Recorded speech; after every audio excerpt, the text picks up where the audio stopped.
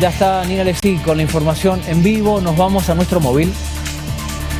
Nina, bienvenida. ¿Cómo le va? La escuchamos.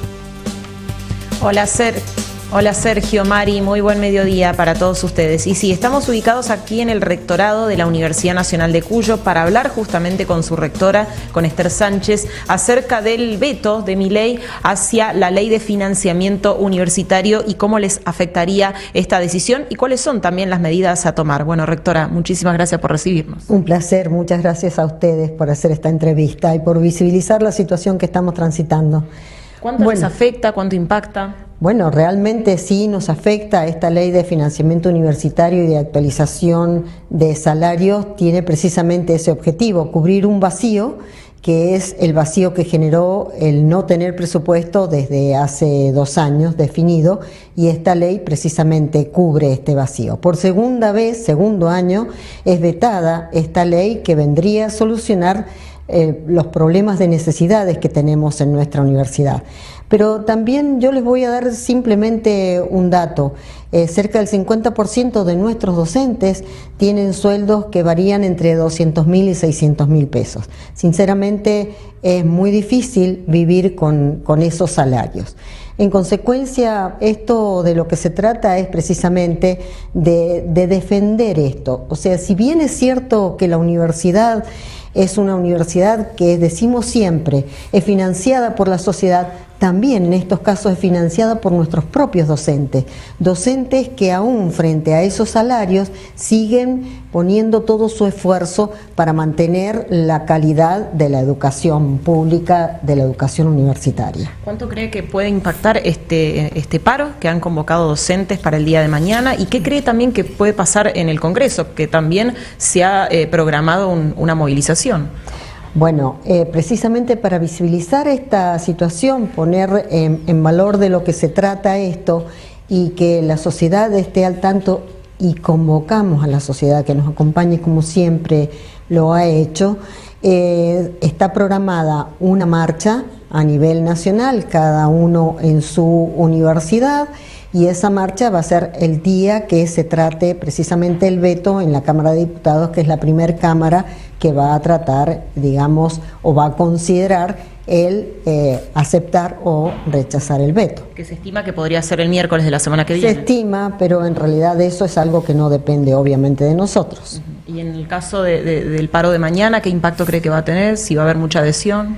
Yo supongo que sí, que va a haber adhesión. En realidad a mí lo que me parece importante es precisamente visibilizar con esta movilización y de alguna manera que el gobierno nacional tome conciencia de la importancia que tiene la educación superior en la formación de la población. La formación de ciudadanos críticos lo que asegura es una buena democracia. Así que realmente está en juego el futuro de nuestra educación, el futuro de nuestros jóvenes, porque realmente la única oportunidad de que haya igualdad de oportunidades es precisamente el tener una educación de calidad como la que actualmente tiene la Universidad Argentina. Sinceramente es una situación muy compleja, y esto realmente por eso convocamos no solo a la población, sino obviamente a todos aquel, y sobre todo muy particularmente a nuestros legisladores, que la mayoría de ellos son graduados de nuestra universidad pública, tomen conciencia de la importancia que significa para el futuro de nuestro país el defender la universidad pública y una educación de calidad. Una consulta más, rectora, y que tiene que ver específicamente con la Universidad de Cuyo. Sabemos que DAMSU, la obra social, va a empezar a formar parte y se habla por ahí de algunos recortes o preocupación de sus empleados. Por ahí, ¿qué explicación hay para dar al respecto? Bueno, DAMSU es un departamento asistencial que forma parte de la Universidad Nacional de Cuyo y que presta servicios, digamos, es el encargado de atender la salud de toda la comunidad universitaria. En realidad, lo que está sucediendo con DAMSU es que sus ingresos se han visto considerablemente disminuidos, precisamente porque los salarios están planchados y porque se ha desregulado todo lo que tiene que ver con el mercado de salud. En consecuencia, el incremento del valor de los medicamentos y el incremento de las prestaciones hace que los costos se incrementen, los ingresos se disminuyen, no hay manera de seguir prestando los mismos servicios de calidad que siempre prestó.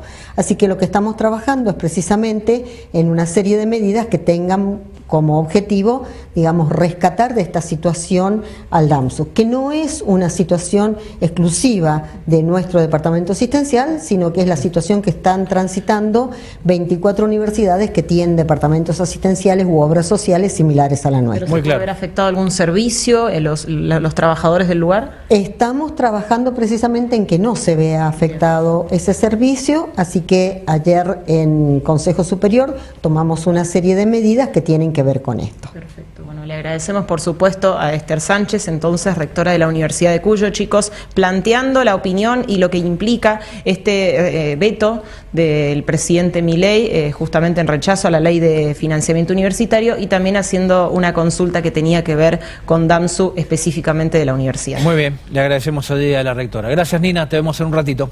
Hasta luego. Dale, hasta luego.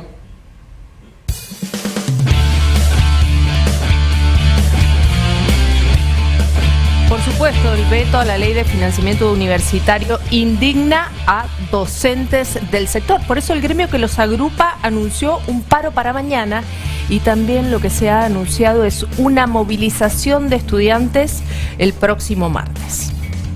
Confirmó el veto, no solo a la ley de financiamiento, sino a la ley también de emergencia pediátrica. Por lo tanto, estamos en pie de lucha, tanto salud como educación. Habíamos anunciado que si había veto, había paro y había marcha. Efectivamente hubo veto y nosotros confirmamos que el día de mañana vamos a paro. Lamentamos que lo haya hecho con tan mal timing, que lo hace un día antes del día del maestro y la maestra, pero creemos que hasta es una provocación, nos duele, pero la docencia ha aprendido a luchar, enseña con la lucha, así que estamos muy convencidos de que esto va a ser un impacto fuerte para nuestros legisladores y que no le den curso al veto. Por eso vamos a convocar a paro el día de mañana, en repudio al veto que se ha promulgado, y vamos a convocar a marcha con el sector estudiantil secundario. Así que el día 16 de septiembre vamos a hacer una convocatoria por presupuesto y contra el FMI, encabezada principalmente por estudiantes secundarios. Y cuando sepamos la fecha en la que se realizará el tratamiento en el Congreso del veto, vamos a realizar nuevamente un paro y una marcha nacional con todos los sectores y en unidad. El paro del día de mañana es un paro nacional convocado en unidad con todas las federaciones docentes y no docentes, y se va a realizar afectando a todos los niveles educativos que están involucrados en la universidad. Lo que ha vetado el presidente afecta no solo el presupuesto en materia salarial, que es el 90%, sino también el presupuesto para el funcionamiento, para becas, para poder garantizar una recomposición y un funcionamiento adecuado de la extensión, de la investigación. Que sea la segunda vez que lo veta es una provocación que no podemos permitir.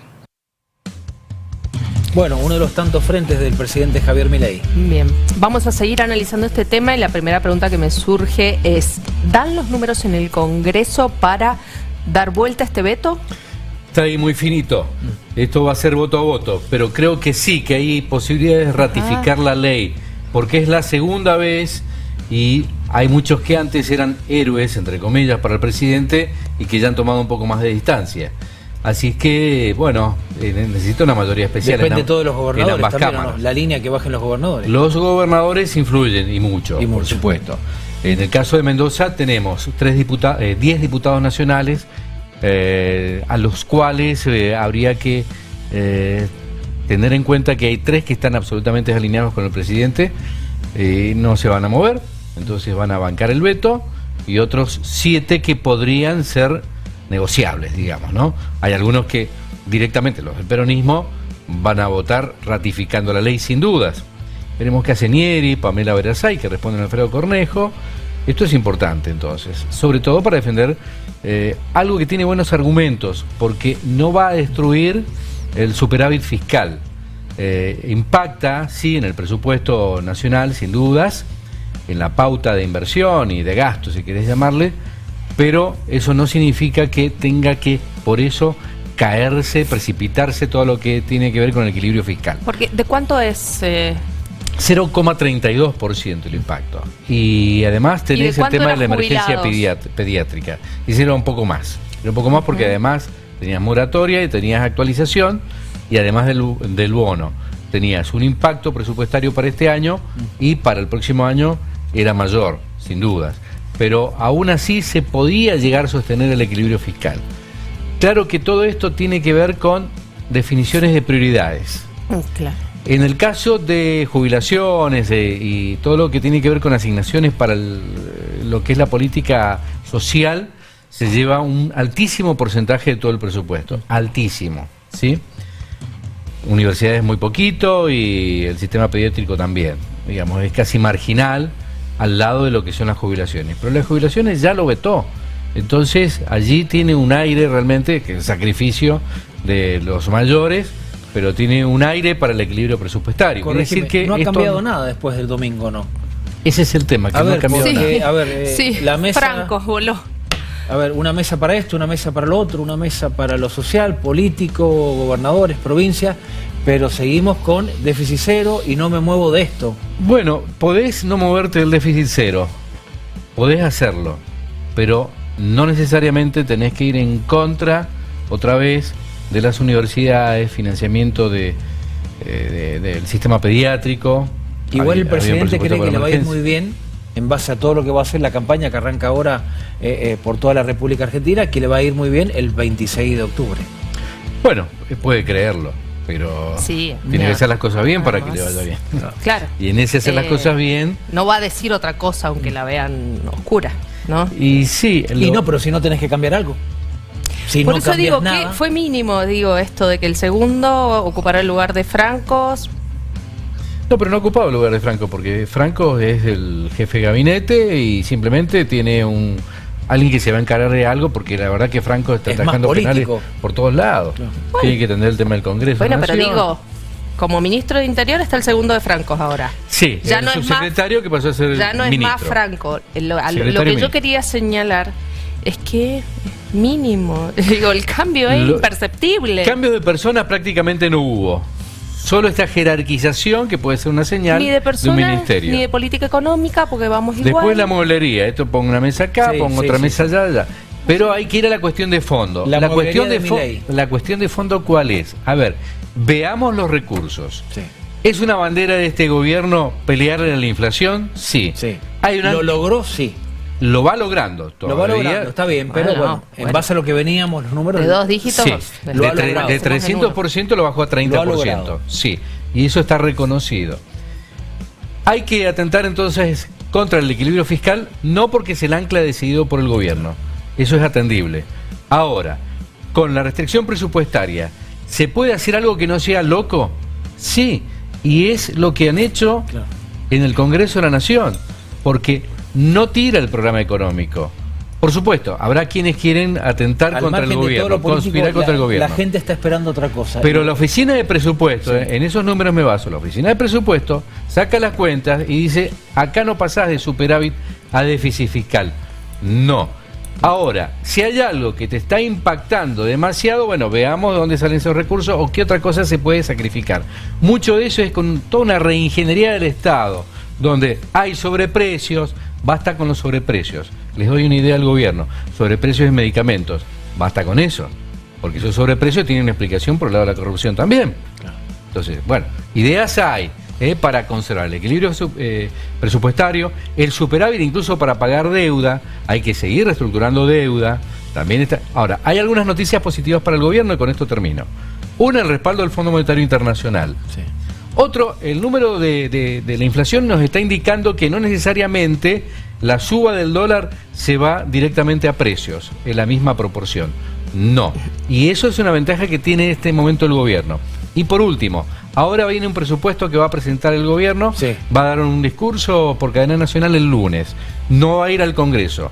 Lo que hay que hacer es discutir ese presupuesto y aprobarlo. Ese presupuesto que garantice el equilibrio presupuestario pero también la atención de las prioridades, que son educación, salud, y podemos seguir con una lista un poquito más larga. Cortito, tenemos que cerrar. Desde la ignorancia absoluta, dicen, lo del dólar no repercute, quedó demostrado inmediatamente en la inflación, pero todo lo del dólar pasó más sobre fin de mes, ¿no lo veremos en la próxima medición? Lo del dólar pasó sobre todo en julio, que fue 14%. Ese podría haber impactado en los precios de agosto, y no fue la misma medida. No hubo ese pass-through que le llaman. Ahora sí puede haber un recalentamiento. Después de lo de Buenos Aires. Después de Buenos Aires. Mucho. Después del domingo. Sí, pero ha subido 5%. Sí. No el 15% de julio. Ok. Va a haber alguna tendencia a la suba también en septiembre. Pero con el apretón monetario, la gente no tiene plata, ¿sí? Bien. Todo eso hace que los precios, si se vuelven locos, van a vender menos. Gracias, Carlos. Carlos. Muy bien, hasta luego.